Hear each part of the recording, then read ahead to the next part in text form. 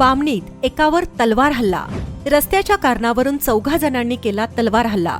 तलवार हल्ला करणाऱ्या 4घांवर विटा पोलिसात गुन्हा दाखल.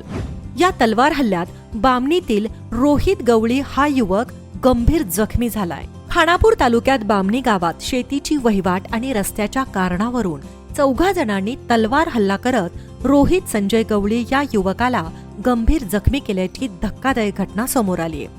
याबाबत विटा पोलिसांकडून मिळालेली माहिती अशी: खानापूर तालुक्यातील बामणी गावात शेतीची वहिवाट आणि रस्त्याच्या कारणावरून फिर्यादी रोहित गवळी याची आई शोभा आणि नामदेव सहदेव गवळी राहणार बामणी यांच्यात रविवार 3 ऑगस्ट रोजी वाद झाला.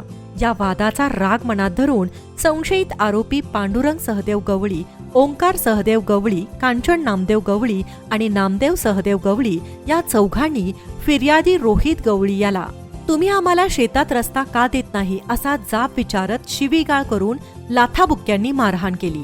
ही मारहाण सुरू असतानाच कांचन नामदेव गवळी यांनी रोहित गवळी यांच्या हाताला ओढून धरलं आणि त्याच वेळी पांडुरंग गवळी आणि ओंकार गवळी यांनी रोहित गवळी यांच्या उजव्या हाताच्या दंडावर आणि पाठीवर तलवारीनं मारून त्याला जखमी केलंय.